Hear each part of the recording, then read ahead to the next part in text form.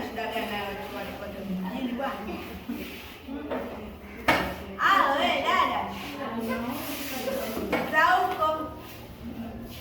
Salama tu, si hatujambo. Asha jambo. Asha kakuwa sasa hivi anafanya kazi hatari.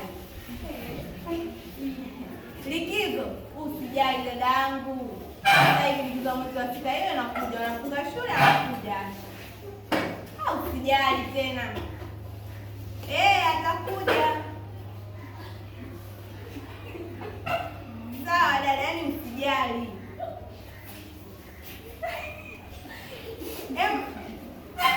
Subiri kidogo nitakupigia. Jamani.